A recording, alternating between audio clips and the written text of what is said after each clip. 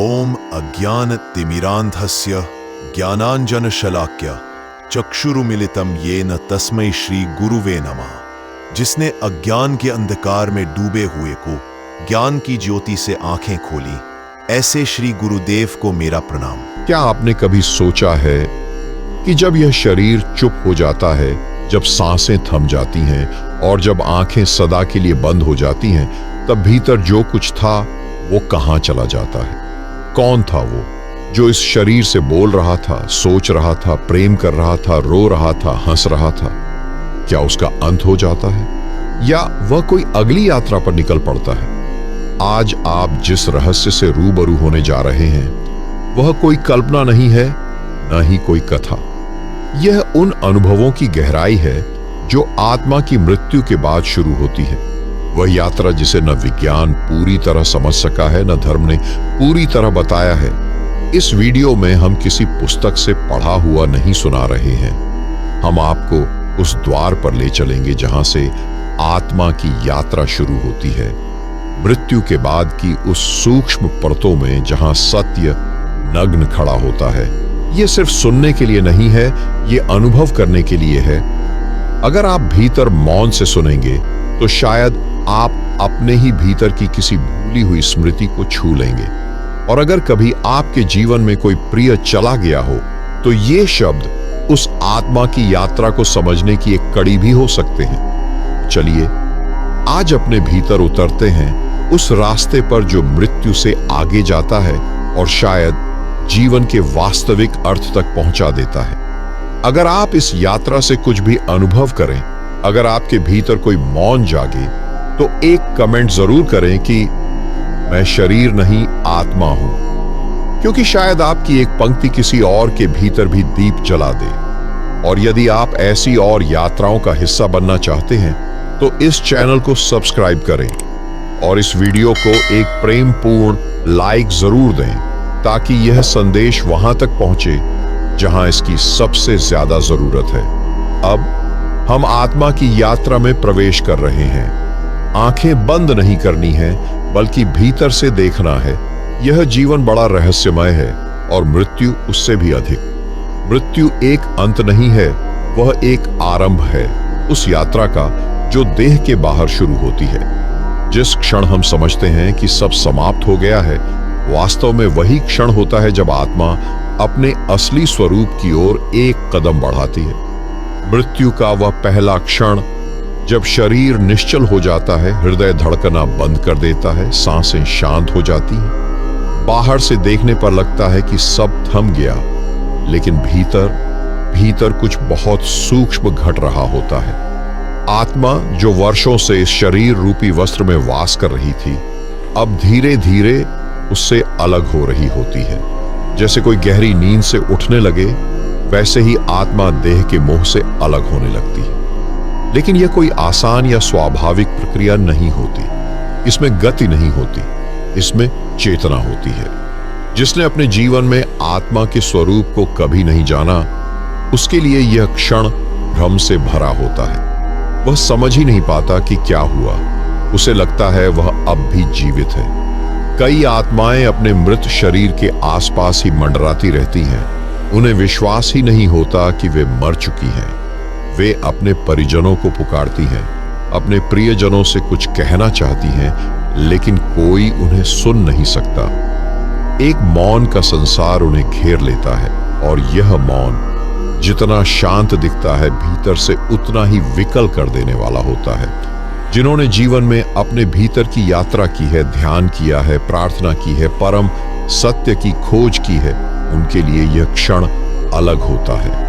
उनके लिए यह शरीर से विदाई का क्षण होता है, जैसे कोई यात्री अपना थैला उठाकर अगली ट्रेन में चढ़ जाए। ऐसे लोगों की आत्मा बिना डर, बिना भ्रम के अपने मार्ग पर निकल पड़ती है। परंतु जिनकी आत्मा बंधी होती है, मोह में, संपत्ति में, संबंधों में, अहंकार में, उनके लिए यह यात्रा आरंभ में बहुत भारी होती है। उन्हें लगता है कि कुछ छिन गया, कुछ छूट गया। वे अपने घर लौटना चाहते हैं, अपनी पत्नी को, अपने बच्चों को, अपने अधूरे कामों को देखना चाहते हैं, पर अब कुछ भी उनके वश में नहीं होता। वे केवल देखने वाले बन जाते हैं, एक गवाह जिसे कोई देख नहीं पाता। धीरे धीरे शरीर से निकलती आत्मा प्रकाशमय होती जाती है। वह ऊर्जा है, लेकिन उसे यह अभी पता नहीं होता।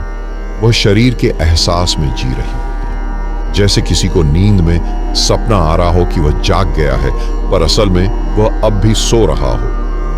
आत्मा का प्रारंभिक अनुभव कुछ वैसा ही होता है, भ्रम और वास्तविकता के बीच लटकी हुई एक चेतना जो अब देह नहीं है, फिर भी देह को खोज रही है। कुछ आत्माएं उस समय अपने ही अंतिम संस्कार को देखती हैं। वे देखती हैं कि उनके शरीर को अग्नि दी जा रही है या दफनाया जा रहा है। उन्हें लगता है कि वे चिल्लाएं, रोकें सबको, मैं यहां हूं, मैं मरा नहीं हूं। लेकिन उनकी आवाज अब सुनाई नहीं देती, क्योंकि वे अब भौतिक स्तर पर नहीं रही। अब वे उस सूक्ष्म लोक में प्रवेश कर चुकी हैं जहां शब्दों का नहीं, भावों का वास होता है। यह मृत्यु का पहला चरण है, देह से आत्मा का धीरे धीरे विलग होना। यह कोई एकदम से होने वाली प्रक्रिया नहीं है, यह एक आहिस्ता आहिस्ता घटने वाला परिवर्तन है। और जैसे ही आत्मा पूरी तरह देह से मुक्त हो जाती है, वह एक गहरे कंपन का अनुभव करती है, एक कंपन जो उसके पूरे अस्तित्व को झकझोर देता है। यह कंपन अगले मार्ग का द्वार है। अब आत्मा अकेली होती है, बिना शरीर, बिना नाम, बिना पहचान के। अब उसे तय करना है कि वह कहां जाए, लेकिन वह स्वयं तय नहीं कर सकती। उसके जीवन में किए गए कर्म, उसकी भावना, उसका चित्त, उसकी चेतना की दशा यही तय करती है कि आत्मा किस दिशा में आगे बढ़ेगी। और यहीं से शुरू होती है अगली अवस्था, जब आत्मा पहली बार अनुभव करती है कि वह मुक्त है या भ्रमित है। क्या वह रोशनी की ओर खींचती है या अंधकार की ओर? क्या उसे कोई पुकारता है या वह भटकती रहती है?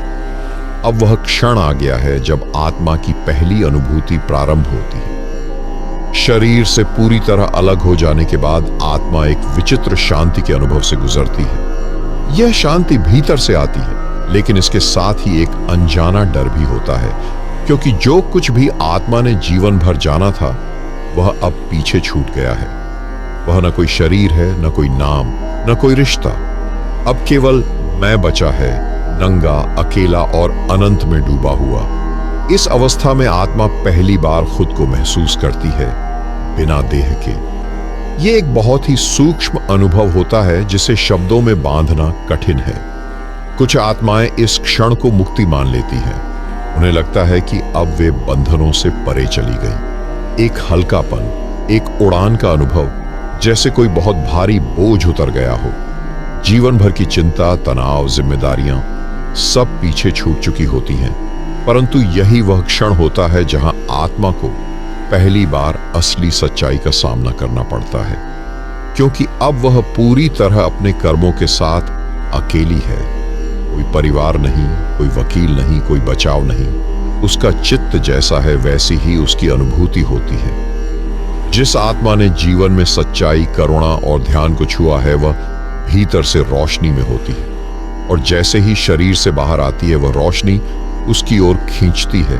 एक दिव्य प्रकाश की ओर यात्रा प्रारंभ हो जाती है। लेकिन जिन आत्माओं का जीवन मोह, हिंसा, लालच, झूठ और अहंकार से भरा रहा है, वे जैसे ही देह से बाहर निकलती हैं, उनके चारों ओर धुंधलापन, अंधेरा और भ्रम फैल जाता है। यह कोई दंड नहीं है, यह केवल उनके भीतर के विकारों का बाहरी प्रतिबिंब है। वे देखती हैं पर स्पष्ट नहीं देख पाती। उन्हें लगता है कि कुछ पकड़ में नहीं आ रहा। एक बेचैनी घेरने लगती है, लेकिन अब वह बेचैनी सुलझ नहीं सकती, क्योंकि समाधान का केंद्र, शरीर, अब पीछे छूट चुका है।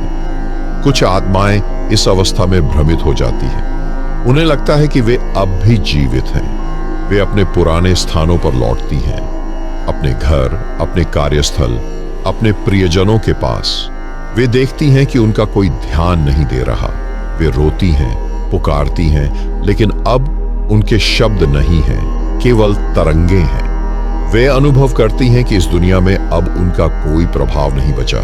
यह बहुत पीड़ादायक अनुभव होता है, और यही वह द्वार है जहां आत्मा या तो ऊपर उठ सकती है या और अधिक उलझन में डूब सकती है। कुछ आत्माएं इस अवस्था में अपने जैसे अन्य भटकी हुई आत्माओं से जुड़ जाती है। वे एक दूसरे को अनुभव करती हैं लेकिन संवाद नहीं कर पाती। वहां कोई भाषा नहीं होती, केवल भावना होती है। ये आत्माएं प्रेत बन जाती है, धरती से बंधी हुई, अधूरी इच्छाओं में उलझी हुई।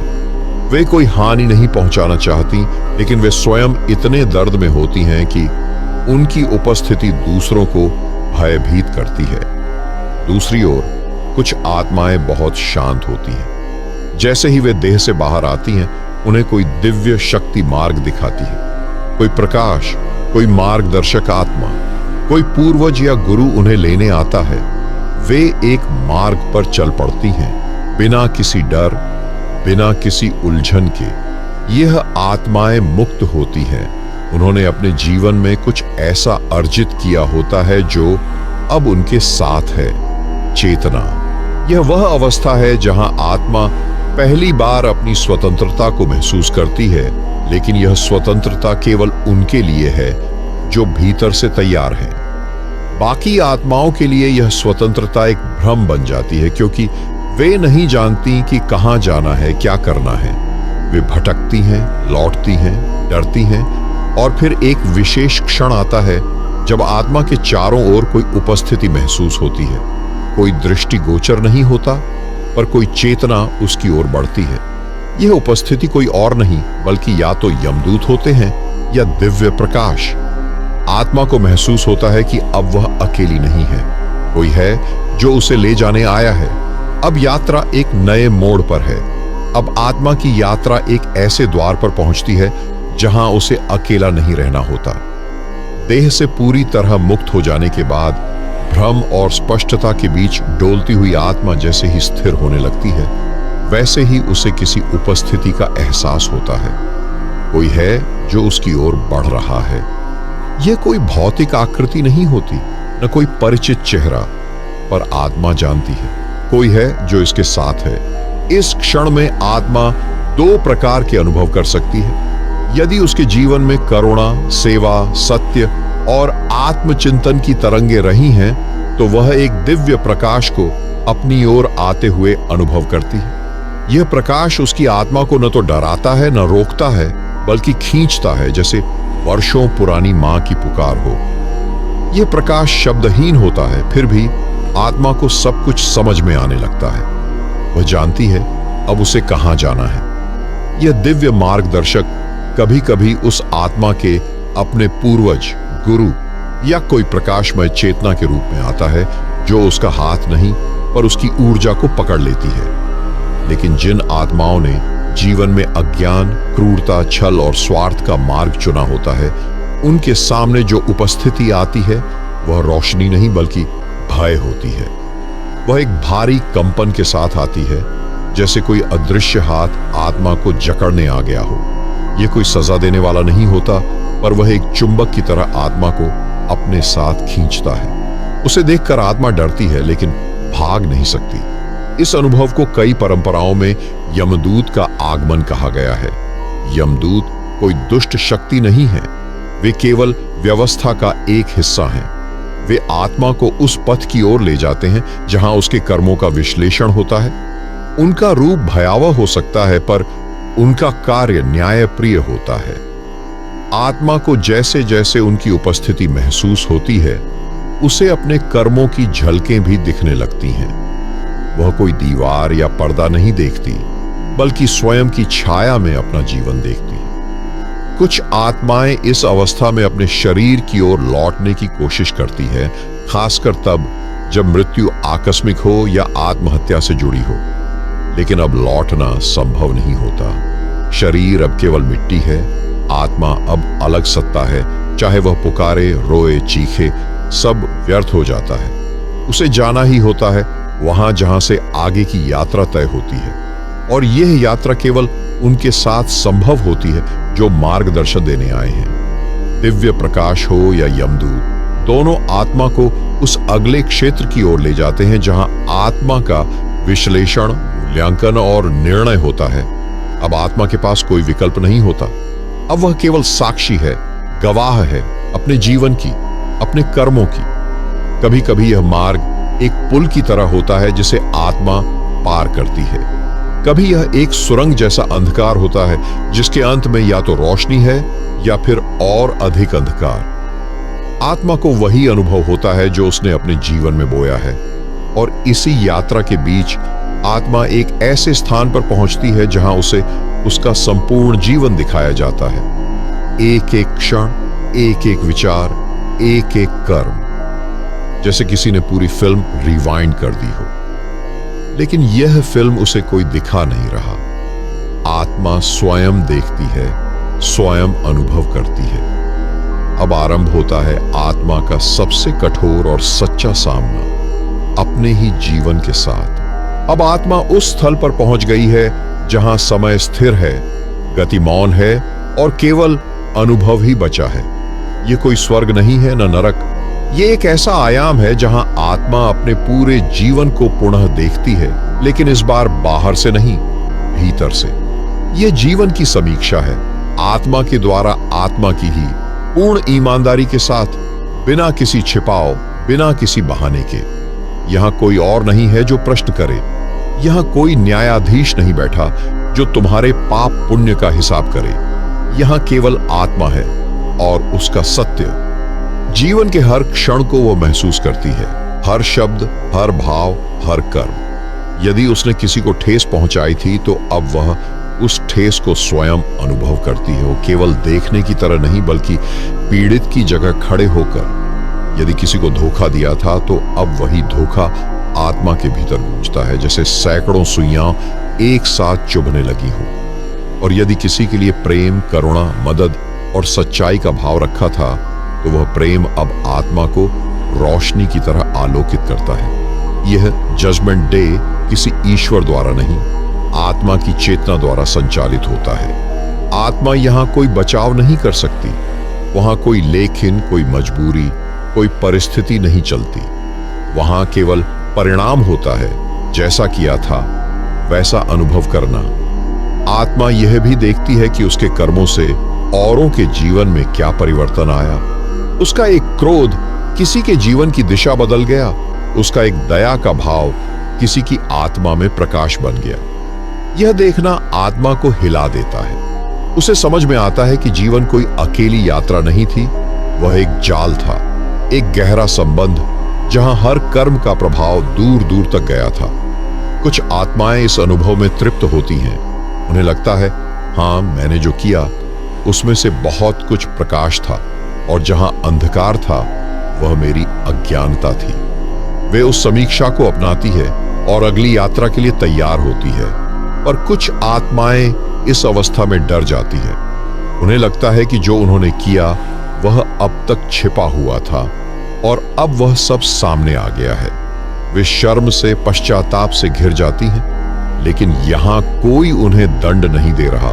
केवल उनका अपना चित्त है जो उन्हें बताता है कि उन्होंने क्या छोड़ा, क्या पाया, क्या खोया। इस अनुभव के दौरान आत्मा को यह भी बोध होता है कि जीवन का उद्देश्य केवल भौतिक उपलब्धियां नहीं था, बल्कि यह जानना था कि मैं कौन हूं। और अगर यह प्रश्न अधूरा रहा हो तो वही अधूरापन अब पूरी तरह सामने आ जाता है। यह जीवन समीक्षा कोई कुछ मिनटों की बात नहीं होती। यह अनुभव सूक्ष्म काल में होता है। आत्मा को लगता है जैसे सारा जीवन दोबारा जी रही है, लेकिन अब पूर्ण चेतना के साथ। और जैसे जैसे यह समीक्षा पूरी होती है, आत्मा के आगे एक मार्ग प्रकट होता है। वह मार्ग जो उसके अगले चरण को निर्धारित करेगा। क्या आत्मा अब ऊर्ध्वगामी होगी? क्या उसे एक नए जीवन में प्रवेश करना है, या कहीं अटक गई है? या अब वह तैयार है पूर्ण विलय के लिए? अब आत्मा अपनी सबसे गहन और निर्लज्ज समीक्षा से गुजर चुकी है। कोई पर्दा नहीं रहा, कोई बहाना नहीं बचा, कोई छुपाव संभव नहीं रहा। अब वह बिल्कुल स्पष्ट है अपने समस्त जीवन, समस्त भावनाओं और समस्त कर्मों के साथ। और यहीं से आरंभ होता है वह क्षण जो आत्मा की अगली दिशा तय करता है। लेकिन प्रश्न यह है, यह मार्ग कौन तय करता है? क्या कोई ब्रह्मा रूपी सत्ता उसे कहती है कि अब तुम्हें पुनर्जन्म लेना है? क्या कोई यमराज उसे आदेश देता है कि इस लोक से उस लोक जाओ? नहीं। न कोई आज्ञा देता है, न कोई थोपता है। आत्मा स्वयं अपने अनुभवों, अपनी चेतना और अपने संचित संस्कारों के आधार पर यह मार्ग स्वयं चुनती है, लेकिन अचेतन रूप से। जिस आत्मा में अभी भी इच्छाओं की लहरें बाकी होती हैं, काश मैं यह कर पाता, काश मैंने उससे बदला लिया होता, काश मैं अमीर बन पाता, काश मुझे फिर से वह रिश्ता मिल जाए। ऐसी आत्मा वापस लौटने को मजबूर होती है। यह मजबूरी कोई बंधन नहीं, बल्कि उसकी अपनी ही अपूर्णता होती है। वही अधूरी इच्छाएं पुनर्जन्म का बीज बन जाती है। जीवन की समीक्षा के बाद आत्मा के भीतर जो कंपन उठते हैं, जो पछतावा या आकांक्षा बची होती है, वही उसकी यात्रा को नीचे या ऊपर खींचती है। आत्मा एक अचेतन गुरुत्वाकर्षण में आ जाती है, जैसे किसी शक्तिशाली चुंबक की पकड़ में। वह स्वयं निर्णय नहीं करती, लेकिन उसकी अवस्था ही निर्णय बन जाती है। कुछ आत्माएं जो सच्चे पश्चाताप से भरी होती हैं, लेकिन जिन्होंने गहराई से जीवन जिया, जिन्होंने सेवा, ध्यान और सत्य को छुआ, वे पुनर्जन्म के चक्र में तो लौटती हैं, लेकिन चेतन रूप से। वे यह नहीं सोचती कि हमें फिर जीना है, बल्कि उनका चित्त जानता है कि अभी कुछ शेष है, कोई कार्य अधूरा है, कोई ज्ञान अपूर्ण है। लेकिन कुछ आत्माएं ऐसी भी होती हैं जिनकी चेतना इतनी जागरूक होती है, जिनका चित्त इतना स्वच्छ होता है, जिनकी ऊर्जा इतनी शांत होती है कि अब उन्हें लौटने की कोई आवश्यकता नहीं रह जाती। वे न ऊपर जाती हैं, न नीचे, वे मुक्त हो जाती हैं। यह मुक्ति कोई स्वर्ग नहीं, कोई घर नहीं, यह केवल पूर्ण शून्यता है, पूर्ण एकात्मता। यह वह अवस्था है जहां आत्मा अब आत्मा नहीं रहती, वह ब्रह्म हो जाती है। न लौटना, न बढ़ना, केवल विलीन हो जाना। वहीं दूसरी ओर कुछ आत्माएं इतनी अंधेरी और भारी होती हैं कि उनका पुनर्जन्म तुरंत नहीं हो सकता। वे बीच में अटक जाती हैं, न वे ऊपर जाती हैं, न नीचे। वे वहीं स्थिर हो जाती हैं, जिन्हें हम भटकती आत्माएं कहते हैं। उनका चित्त इतना उलझा हुआ होता है कि उन्हें दिशा ही नहीं मिलती। वे अपने ही दुख और द्वेष में जलती रहती हैं और तब तक उस स्थिति में रहती हैं जब तक कोई विशेष ऊर्जा उन्हें पुनः मार्ग न दे। और तब आता है एक और प्रश्न, पुनर्जन्म कैसा होगा? आत्मा किस देश में, किस युग में, किस परिवार में, किस परिस्थितियों में जन्म लेगी? अब इसका उत्तर कर्म देता है। आत्मा का अगला जन्म उसके संस्कार, उसके विचार, उसकी चेतना और विशेष रूप से उसकी अंतिम अवस्था पर निर्भर करता है। यह जन्म अनिवार्य नहीं है, यह प्रतिक्रिया है। जैसे किसी तालाब में पत्थर फेंका जाए तो उसकी लहरें स्वयं बनती हैं, कोई नहीं बनाता। और अब आत्मा एक विशेष अवस्था में पहुंचती है, एक सूक्ष्म प्रतीक्षा में। न वह अब शरीर में है, न पूर्ण मुक्ति में। वह एक संक्रांति क्षेत्र में है, जहां से वह किसी गर्भ की ओर खींचती है, किसी विशेष कोख की ओर जो उसकी ऊर्जा से मेल खाती हो। यह ऊर्जा का मिलान कोई इत्तेफाक नहीं है, यह प्रकृति की गहन गणना है, जिसमें न गणक दिखता है, न गणना, केवल परिणाम दिखाई देता है। आत्मा अब एक मां के गर्भ की ओर आकृष्ट होती है, जहां उसकी यात्रा फिर से आरंभ होने वाली होती है। अब आत्मा पुनर्जन्म की दिशा में बढ़ रही है। उसकी चेतना अब एक नए मार्ग पर अग्रसर है, वह मार्ग जो किसी गर्भ की ओर ले जाता है। यह प्रक्रिया जितनी रहस्यमयी है, उतनी ही सूक्ष्म भी। यह कोई साधारण घटना नहीं, बल्कि अस्तित्व की सबसे जटिल और रहस्यमय क्रिया है, जिसमें आत्मा, प्रकृति और ब्रह्मांडीय नियम तीनों गहराई से सक्रिय होते हैं।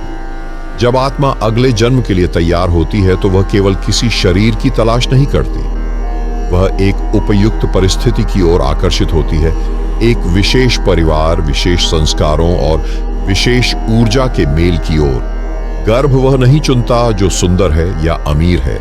आत्मा वहां जाती है जहां उसके कर्मों का मेल सबसे अधिक होता है। इस प्रक्रिया को गर्भ प्रवेश कहा जाता है, लेकिन यह प्रवेश कोई दरवाजा खोलकर अंदर जाना नहीं है। यह एक चुंबकीय खिंचाव जैसा होता है, जहां आत्मा और गर्भ का मिलन हो जाता है, बिना शब्द, बिना भाषा के। जब किसी स्त्री की देह में गर्भ धारण की संभावना बनती है, तो वह केवल जैविक स्तर पर नहीं बदलती, उसके चारों ओर एक ऊर्जा क्षेत्र उत्पन्न होता है। यही वह क्षण होता है जहां आत्माओं की तरंगें उस क्षेत्र से जुड़ने लगती हैं। लेकिन सभी आत्माएं उस गर्भ में प्रवेश नहीं कर पाती। वहां केवल वही आत्मा टिक पाती है जिसकी ऊर्जा उस गर्भ के भाव, उस स्त्री की चेतना और उस परिवार की प्रवृत्ति से मेल खाती हो। यह मेल बिल्कुल वैसा होता है जैसे कोई चाबी किसी ताले में फिट हो। कोई ताकत इसे जबरन नहीं करती। आत्मा स्वयं उस स्थिति में खिंचती है। उसे खुद नहीं पता चलता कि वह क्यों उस मां की ओर जा रही है। लेकिन जैसे ही संपर्क बनता है, आत्मा धीरे धीरे उस भ्रूण में बंधने लगती है। शुरुआत में आत्मा पूर्णतः नहीं जुड़ती। गर्भ के पहले 3 महीनों में वह केवल एक हल्की उपस्थिति बनाए रखती है, जैसे कोई बाहर खड़ा हो, खिड़की से झांक रहा हो। वह सब कुछ देख रही होती है, मां के विचार, पिता की ऊर्जा, घर का वातावरण। यदि वातावरण बहुत नकारात्मक हो तो कई बार आत्मा लौट भी जाती है और गर्भपात हो जाता है। पर जब वातावरण अनुकूल होता है, जब आत्मा और मां के बीच एक सूक्ष्म संवाद बनने लगता है, तब आत्मा धीरे धीरे भ्रूण के साथ एकात्म होने लगती है। यह कोई घुसना नहीं है, यह विलय है। जैसे जल में जल घुल जाए, वैसे ही चेतना में चेतना समा जाती है। और फिर शुरू होता है आत्मा का दूसरा बंधन, वह बंधन जिसे देह में बंधना कहा जाता है। यह कोई सजा नहीं है, बल्कि एक अवसर है अनुभवों को पूरा करने का, अधूरे ज्ञान को पूर्ण करने का और उस परम सत्य की खोज को फिर से आरंभ करने का। लेकिन यह बंधन आसान नहीं होता। जैसे जैसे भ्रूण बढ़ता है, आत्मा का स्मरण धीरे धीरे धुंधला होने लगता है। वह सब कुछ जो आत्मा ने देखा, जो अनुभव किया, मृत्यु के बाद की यात्रा, जीवन की समीक्षा, प्रकाश या अंधकार, वह सब पीछे धकेल दिया जाता है। और जन्म के क्षण तक आते आते आत्मा लगभग सब कुछ भूल जाती है। यह भूलना एक दुखद बात नहीं, बल्कि एक सुरक्षा कवच है।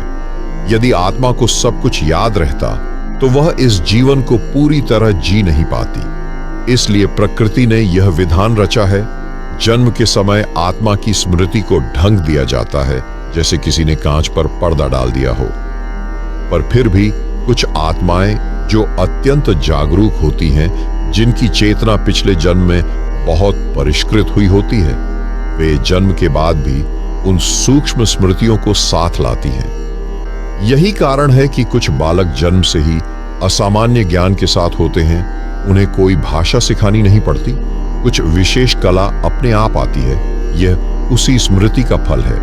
और अब आत्मा जो एक बार देह से मुक्त होकर असीम में यात्रा कर रही थी, फिर से मां की गोद में आने वाली है, एक रोते हुए शिशु के रूप में। वही आत्मा, वही चेतना, पर अब नई पहचान, नया नाम, नई भूमिका। और यहीं से प्रारंभ होती है जीवन की यात्रा पुनः एक बार। शिशु ने आंखें खोली हैं, लेकिन वह कुछ नहीं जानता, न ये संसार, न उसका नाम, न अपना उद्देश्य। परंतु ध्यान से देखिए, वह जो रो रहा है वह केवल शरीर नहीं है। उसके पीछे एक चेतना छिपी है। वह चेतना जिसने अनंत यात्राएं की हैं, जिसने असंख्य जन्म देखे हैं, जिसने मृत्यु से परे की वास्तविकता को छुआ है। वही चेतना अब एक नवजात शिशु के रूप में फिर से संसार में उतरी है। लेकिन यह संसार पहले जैसा नहीं लगता। शरीर नया है, भाषा नहीं आती, विचार नहीं उठते, चेतना शिथिल है। आत्मा पूरी तरह शरीर और मस्तिष्क के ढांचे में प्रवेश कर चुकी है। और यहीं से शुरू होती है वह प्रक्रिया जिसे हम भूलना कहते हैं। आत्मा सब कुछ भूल जाती है, अपने पिछले जन्मों को, अपने अनुभवों को, उस सूक्ष्म लोक की यात्रा को, प्रकाश के उस अनुभव को जहां सब कुछ स्पष्ट था। यह कोई दुर्घटना नहीं है, यह प्रकृति की व्यवस्था है। क्योंकि अगर एक शिशु अपने पूर्व जन्मों की पीड़ा, असफलताएं, मृत्यु के बाद की समीक्षा और पछतावे को लेकर जन्म ले, तो वह जीवन को सहजता से नहीं जी पाएगा। और फिर शुरू होता है सामाजिक निर्माण। माँ बाप, रिश्तेदार, समाज, धर्म, शिक्षा सब मिलकर एक नई पहचान बनाना शुरू करते हैं। शिशु से कहा जाता है, तुम राम हो, तुम शर्मा हो, तुम हिंदू हो, तुम पढ़ाई करोगे, तुम बड़े होकर डॉक्टर बनोगे, तुम्हें अच्छे नंबर लाने हैं।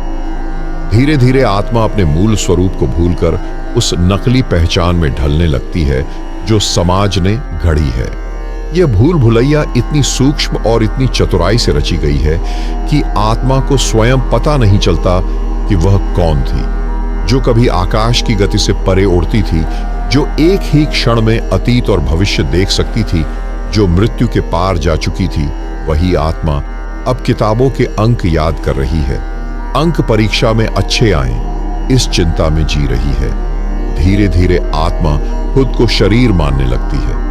वह सोचती है कि मैं यही हूं, ये देह, यह नाम, ये चेहरा। और इसी अज्ञान से शुरू होता है उसका संसार में उलझना। वह अब वस्तुओं, संबंधों, भावनाओं, उपलब्धियों में खुद को खोजने लगती है, जैसे कोई रेत में पानी ढूंढ रहा हो। और यही वह पड़ाव है जहां आत्मा फिर से उसी चक्र में प्रवेश करती है, मोह, कामना, प्रतिस्पर्धा, दुख और भय। जन्म का मुख्य उद्देश्य आत्मा की पूर्णता, सत्य की खोज, मुक्ति की ओर यात्रा धीरे धीरे पीछे धकेल दिया जाता है। अब लक्ष्य बदल जाता है, अधिक कमाओ, सफल बनो, लोकप्रिय हो जाओ, सबसे सुंदर दिखो। और आत्मा फिर से बंधनों की जंजीरों में जकड़ जाती है। परंतु इस भूल भुलैया में एक और गहराई है। कभी कभी किसी गहरे दुख के समय या किसी आध्यात्मिक झटके से या किसी गहन मौन की स्थिति में आत्मा के भीतर से कोई बहुत पुराना स्वर उठता है, कोई बहुत पुरानी स्मृति जो कहती है, तू यह नहीं है, तू वह है जिसे तू भूल गया है। यह आवाज बहुत धीमी होती है और अधिकतर लोग उसे नजरअंदाज कर देते हैं। पर कुछ आत्माएं होती हैं जो उस आवाज को पहचान लेती हैं, जो उस अंदर की पुकार को सुनती है। और यहीं से शुरू होता है पुनः जागरण का बीज। आत्मा फिर खोजने निकलती है, मैं कौन हूं? वह ध्यान की ओर खींचती है, मौन को चाहती है, सत्य को छूना चाहती है। और जब यह यात्रा फिर शुरू होती है, तब आत्मा धीरे धीरे इस भूल भुलैया से बाहर निकलने लगती है। अब तक आत्मा संसार की भूल भुलैया में उलझ चुकी थी। उसे यह लगने लगा था कि वही सच है जो आंखों से दिखता है, जो छूने में आता है, जो लोग कहते हैं वही सही है। लेकिन फिर एक दिन किसी एक घटना ने उसकी नींद तोड़ी। कोई गहरी चोट, कोई असहनीय पीड़ा, कोई ऐसा मौन पल जहां शब्द खो गए। वहां से एक हल्की सी दरार पड़ी इस भ्रम की दीवार में, और उस दरार से झांका प्रकाश, बहुत सूक्ष्म लेकिन बहुत गहरा। यहीं से जागरण का पहला बीज अंकुरित होता है। आत्मा जो अब तक सोई थी, धीरे धीरे अपने असली घर की ओर लौटने का प्रयत्न करती है। यह जागरण किसी धार्मिक पुस्तक से नहीं होता, न ही किसी प्रवचन से।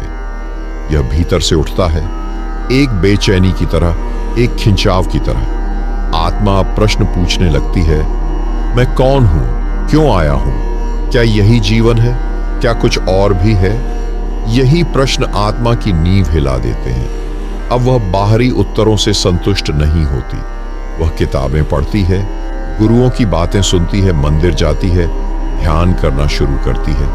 लेकिन यह सब बाहर से है, भीतर अभी बहुत कुछ सोया है। फिर एक दिन ध्यान के किसी शांत क्षण में, जब मन बिल्कुल मौन होता है, एक झलक मिलती है। वह झलक कोई दृश्य नहीं, कोई आवाज नहीं, वह केवल अनुभव होता है। कुछ ऐसा जो शब्दों में नहीं समाता, पर बहुत गहरा और सच्चा होता है। आत्मा उस झलक से कांप जाती है। वह जानती है यही है वह सत्य जिसे मैं जन्मों से खोज रही थी। लेकिन यह शुरुआत भर होती है। अब वह अपने जीवन को धीरे धीरे बदलने लगती है। उसकी प्राथमिकताएं बदलने लगती हैं। जो पहले आवश्यक लगता था, धन, प्रसिद्धि, रिश्ते, पद, वह अब उतना मूल्यवान नहीं लगता। और जो पहले निरर्थक लगता था, मौन, एकांत, ध्यान, वह अब जीवन का केंद्र बन जाता है। अब आत्मा को जीवन में हर क्षण एक इशारा दिखाई देता है। हर दुख, हर संघर्ष, हर मुस्कान, हर मिलन में उसे ब्रह्मांड का संकेत महसूस होता है। यह संकेत उसे धीरे धीरे भीतर की ओर ले जाते हैं। और जैसे जैसे आत्मा भीतर उतरती है वह देखती है कि यह संसार एक रंगमंच है और वह स्वयं उस रंगमंच पर अभिनय कर रही थी, बार बार अलग अलग रूपों में। अब वह अभिनय से ऊपर उठने लगती है, लेकिन यह जागरण भी आसान नहीं है।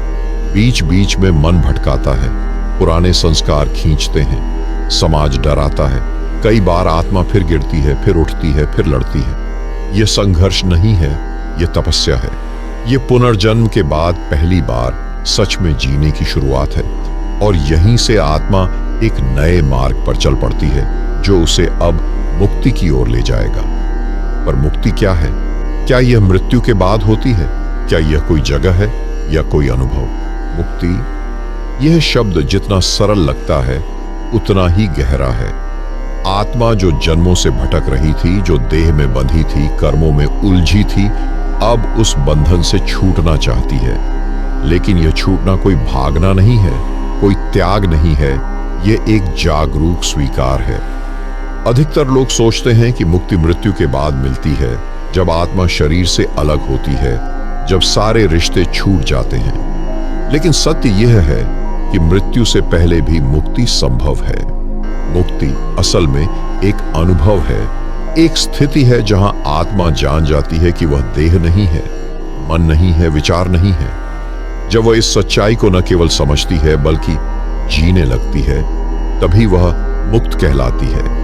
और यह अनुभव जीवन के मध्य में भी घट सकता है, बाजार में चलते हुए, भीड़ में बैठे हुए, या किसी साधारण दिन में जब अचानक भीतर एक मौन उतरता है और आत्मा को एहसास होता है, मैं सदा से था, सदा हूं और सदा रहूंगा।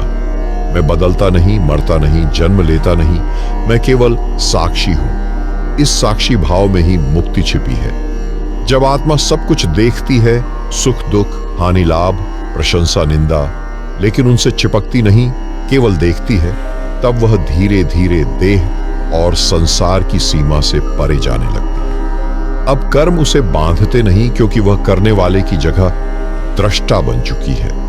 अब मृत्यु उसे डराती नहीं, क्योंकि वह जान चुकी है कि मृत्यु केवल शरीर की है, आत्मा की नहीं। और जब यह अनुभव गहराता है, तब आत्मा को एक दिव्य स्वतंत्रता का स्वाद आता है, जिसे न कोई शब्द बांध सकता है, न कोई परिभाषा। यह वही स्थिति है जिसे संतों ने जीवन मुक्त कहा है। जीवन मुक्त वह है जो इस संसार में रहते हुए भी इस संसार से परे है, जो खाता है, पीता है, हंसता है, रोता है, पर भीतर से बिल्कुल शांत, स्थिर और अडोल है।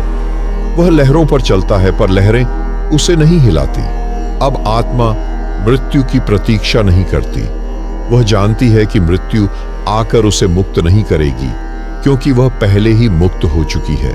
और जब ऐसी आत्मा मृत्यु का सामना करती है, तो वह मृत्यु नहीं लगती। वह तो जैसे एक पुराने वस्त्र को छोड़ने जैसा होता है, एक थके शरीर को नम्रता से विदा देना। और यही वह अवस्था है जहां आत्मा ब्रह्म में लीन हो सकती है, पूर्ण रूप से, बिना लौटे, बिना पुनर्जन्म के। लेकिन क्या हर आत्मा इस स्थिति में पहुंच पाती है? नहीं। अधिकतर आत्माएं अधूरी इच्छाओं, अपूर्ण ज्ञान या अविकसित चेतना के साथ मृत्यु को प्राप्त होती है और फिर से जन्म का चक्र शुरू होता है। मुक्ति केवल उसे मिलती है जो इस जीवन में ही चेतन हो जाता है। अब आत्मा अपने अंतिम चरण में है। वह सब जान चुकी है, जन्म के रहस्य को, मृत्यु के अनुभव को, पुनर्जन्म के चक्र को और मुक्ति की अवस्था को भी। लेकिन अब वह वहां नहीं रुकती, क्योंकि आत्मा का लक्ष्य केवल बंधनों से मुक्त होना नहीं है।